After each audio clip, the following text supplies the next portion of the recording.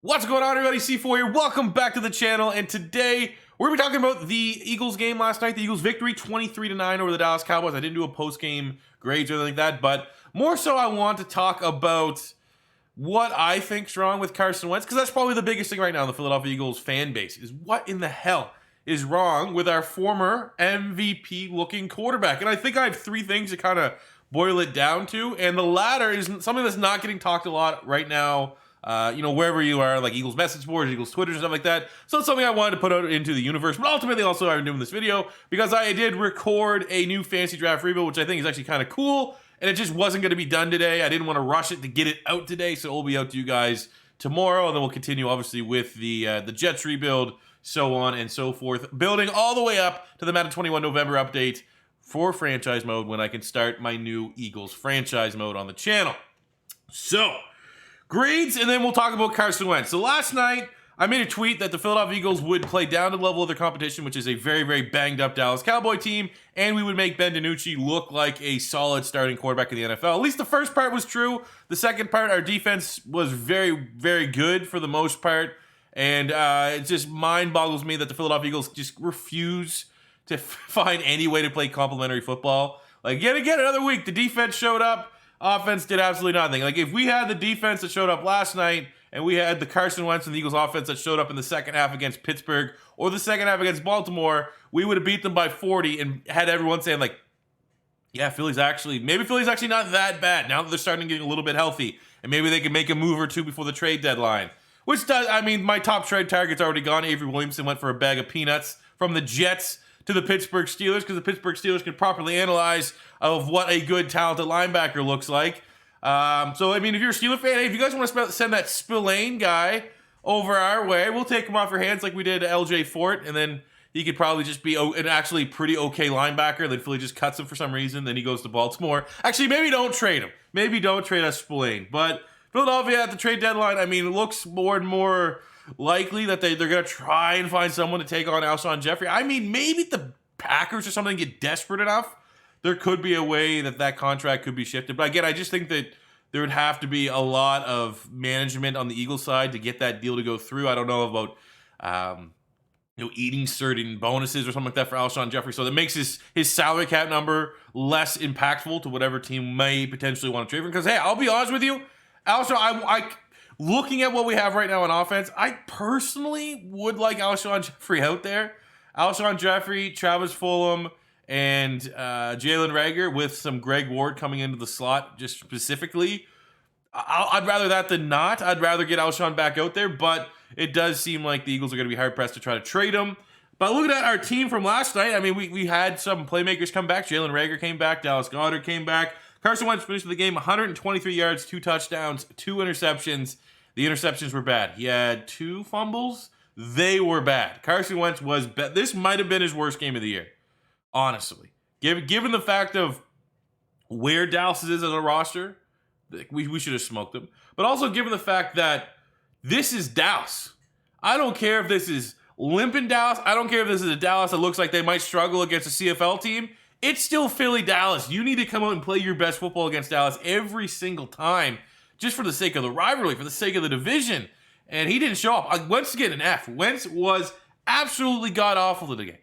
I still think this, when all is said and done, if we look back at this season, wherever Philadelphia finishes, this might be looked back upon as like the worst of the bunch of the bad Carson Wentz games in 2020. He was bad. Boston Scott continues to look like a legitimate starting running back in the NFL, 70 yards, almost 5 yards per carry. And I think when Miles Sanders comes back, we have to find a way to feed Boston Scott a little bit too. It can't just be something where, unfortunately, like a lot of people, it'd be nice to have Miles Sanders just be an every down back, have a legit 1,000-yard back.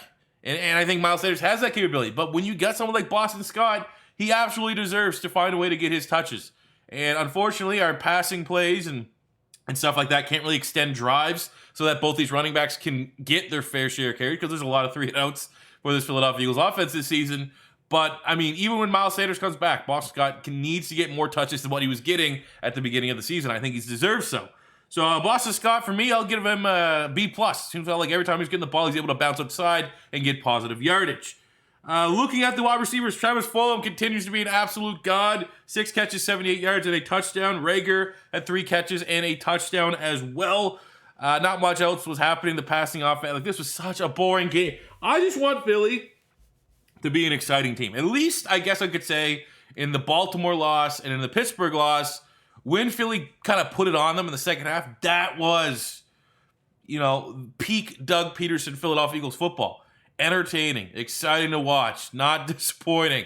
And every other thing since that has just been what we don't want to see as a Philadelphia Eagle fan base. Just I even feel like going back to like the Chip Kelly years. It's just like even when we were losing with Chip Kelly, at least Philadelphia gave you a reason to go watch the team. Like it was like, all right, well, it's a meme game, but we're gonna see some stuff happen. And right now we're in this pattern of like playing so far down to the level of our competition that it's like, all right, we're going up against Ben DiNucci this week. Okay, let's also just find a way to play as bad as Ben DiNucci. Like Carson Wentz did have 2 touchdowns, DiNucci didn't, but you probably couldn't tell me if you showed me cut-ups from both of them from this game who was the quarterback that was from Div 2 and never played before, and who was the quarterback from Div 2 that has almost won an MVP and helped his team win a Super Bowl. I could not tell or separate the two from that question, which is bad, man, which is really, really bad. But luckily, Rager got a touchdown.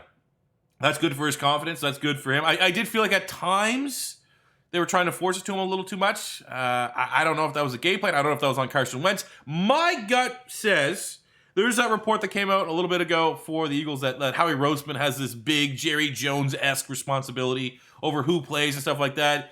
And I do see, I don't really buy that rumor a whole lot, but you could put on the tinfoil hat and start to make assumptions, right? You can make assumptions that Howie Roseman's like, all right, Doug, better find a way to get this first round pick some touches here because all these other wide receivers are going off, and I cannot hear another DK Metcalf over J-Jaw type comparison. Get Rager out there and let's see him make some plays. And I feel like there might be some validity to that because there was a couple throws into Jalen Rager downfield that probably shouldn't have been feeding it to him. But at least Travis Fulgham, he looks legit. And I was so worried. Like, I literally went to, like, Spot Rack to look at his contract. I was like, is he only still like a 1-year deal because we just poached him off wherever? But luckily, it's a 2-year deal. Because I was like, right now, I would give Travis Fulgham, like, 5 years, $40 million, something like that. He's legit.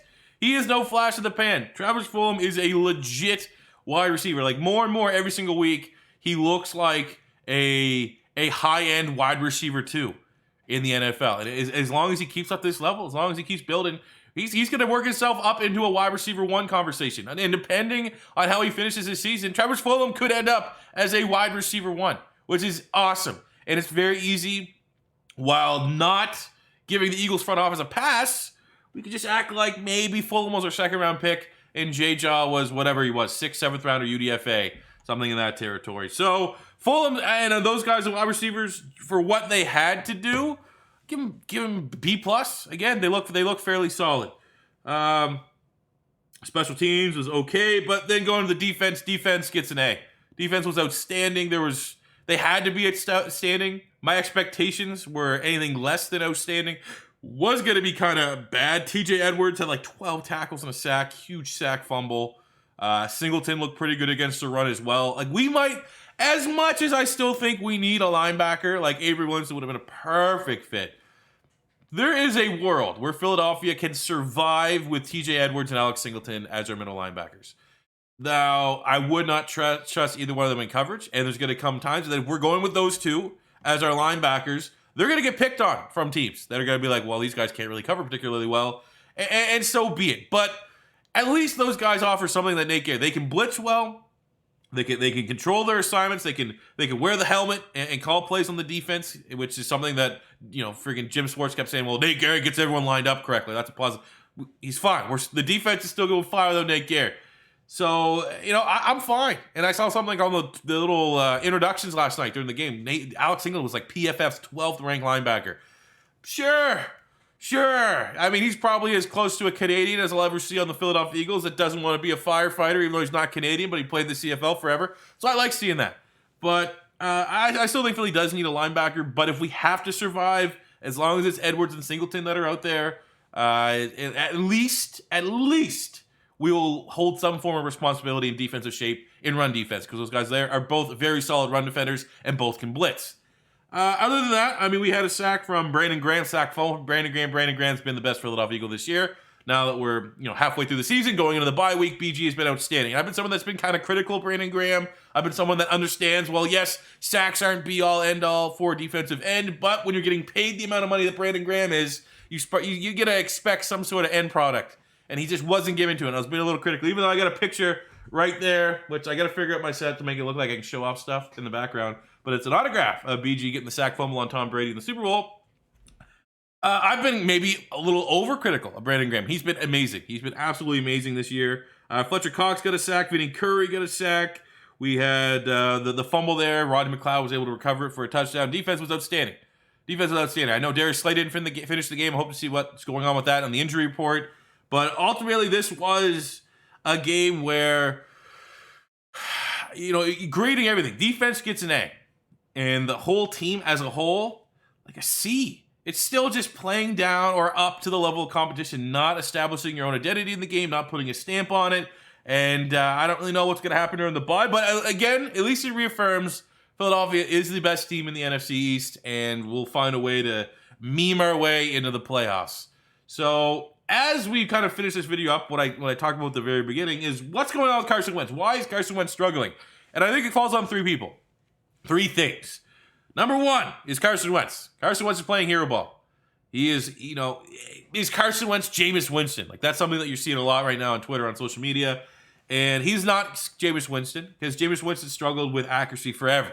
Carson Wentz is just kind of popping up this year. I don't really think it's somewhat valid. But obviously, when you see Carson Wentz with the interception numbers that he had, what's he have, 12 this year? Jameis Winston finished with 30. It's somewhat logical if you're like a casual fan to make that comparison. But, anyways, what's wrong with Carson Wentz? One, it obviously somewhat falls on Carson Wentz. Just, stop playing hero ball. Live to fight another down. Throw the ball away. And that might be maybe the most important because it's not in his character. Carson Wentz has never been a quarterback that's been able to throw the ball away. He's been able to get away with it in years past. And he has been, at least a little bit more conservative in years past. But understanding that the biggest problem starts with Carson Wentz, extrapolating that a little bit, I think we have two secondary problems. One is that Carson Wentz has been conditioned here in Philadelphia to have no weapons. When you see Carson Wentz play hero ball, it's because in his mind, he's like, all right, I got practice squad guys. I'm going to have to make that 1 in a million throw that I can make, but ain't like any quarterback, unless you're like prime Mahomes when he's throwing 50 touchdowns, you're not going to make those throws consistently. But Carson Wentz like, all right, I got a bunch of friggin' practice squad guys. I have to make the play so that we can find a way to win a game. And that falls on the front office. That falls on Doug Peterson. That falls on everything else that's outside of Carson Wentz because you could just straight up say that this Philadelphia Eagles team has not done enough to supplement Carson Wentz and have him be successful. And that's a lot of argument you can see around the league. You can see that a lot of people like to compare and complain, Aaron Rodgers. Aaron Rodgers doesn't have anybody. Hey, he still has Devontae Adams. Ain't no Devontae Adams on the Philadelphia Eagles. And I don't want to go too far down the path of Carson Wentz has practice squad level guys, so he's trying to do too much because that kind of is disrespectful to Travis Fulgham, who's busted his ass and actually looks like a legitimate weapon. But I definitely think that's a part of it. I think the front office has failed him and the play calling has failed him, and that's the reason why you're seeing it. But I think one thing that kind of came to me last night, and it came to me watching the Green Bay Packers. And like the more and more I think about it, like I think about it like with Jay Cutler. I think about it with Peyton Manning. I think about it with Tom Brady. And there's something that these quarterbacks have that Carson Wentz doesn't have. And I think it's being an asshole. And I mean that in a positive way. Because when you look at Carson Wentz is like never swears in the huddle. Gosh darn it, guys. Come on, we got to do better. We got to try better, right? And then you look at all these other quarterbacks. They have a certain arrogance to them. Aaron Rodgers is the most accurate quarterback in NFL history because he will never not shy away from throwing the ball away and living to fight another down. If I could say sit Carson Wentz in front of something and some tape for this entire bye week, it would literally just be every time Aaron Rodgers has thrown the ball away. But there's something that Aaron Rodgers, there's something that all these great quarterbacks do when they throw the ball away that I don't see in Carson Wentz. Is that when all these other quarterbacks, I have like a little bit of highlights that I was looking at just to like confirm this. And if I put it up, the NFL will probably flag the video. But like if you notice, any time that Aaron Rodgers in particular throws the ball away when no one was open, instead of forcing it, he has like this little smirk. This little smirk that, in my opinion, it looks like fuck, my team sucks. Or like, God damn it, no one got open. Are you kidding me? Like, help me out. Like, just like that whole, the alpha, this alpha mentality of like, fuck you. Oh, like Aaron Rodgers would like literally scramble, throw it away, and like does this little smirk like, these guys suck. But Carson Wentz is too nice of a guy to think that way. And I almost feel like, because Carson Wentz this is going to be like one of like the worst headlines ever, but I almost feel like, in a way, all these other quarterbacks, Phillip Rivers, Peyton Manning, maybe not Phillip Rivers now, because I mean, whatever, but they're all a little bit of an asshole, and they have this arrogance about them that when their teammates are underperforming, they're like, well, fuck you, I'm throwing the ball away. I'm not throwing an interception. This bad play is not coming on me. This is on you guys because you guys weren't able to get separation. But Carson Wentz, too much of a nice guy, too much of like I'm going to give my guy a chance. I'm going to give my guy a chance every time. And Carson Wentz, if he just becomes a little bit more of an asshole, a little bit more of an arrogant type player, I think that could cut down on some of this plays. If Carson Wentz was more willing to throw his team under the bus, if Carson Wentz was more willing to be, this is on you, motherfucker, not me, I'm throwing it out of bounds. Reason why these boos that happen in the stadium, the reason why we're not moving the ball, is because you're not doing your job and getting open. If Carson Wentz has that mentality that a lot of the great quarterbacks do, I think it would cut down on some of the interceptions. It would cut down on some of the turnovers. I don't know. Like I said, this is just something that literally it came out of the blue to me, and I'm just like, every time I'm watching, like I got Sunday tickets, so I can watch weird flex, but okay. But I can watch all these good quarterbacks, and when the good quarterbacks throw the ball away, they have this, and it's not every time, but they have this smug look of like, it's your fault, not mine. And you kind of need to have that when you're a quarterback, and you got to try to protect the football. And it just feels like Carson Wentz doesn't have that. He's too much of a nice guy, and here's hoping he becomes an asshole. Over the bye week, someone to show this little clip to Carson Wentz. Hopefully he becomes an asshole. If not, someone needs to like go outside of his house and get like a microphone while he's sleeping and act like you're Jesus and try to have like a Carson Wentz, it's God, be an asshole, and then maybe he'll wake up and start being an asshole or something. But that'll do it for me today, guys. We'll be back tomorrow with a fantasy draft rebuild, and it's a good one. It's a good one. I don't want to hype it up too much, but thank you guys for watching. Go Eagles! Enjoy the bye week, and hopefully Dallas gets absolutely slaughtered by Pittsburgh, and we remain first place in the NFC East. Thanks, like, subscribe. Peace out.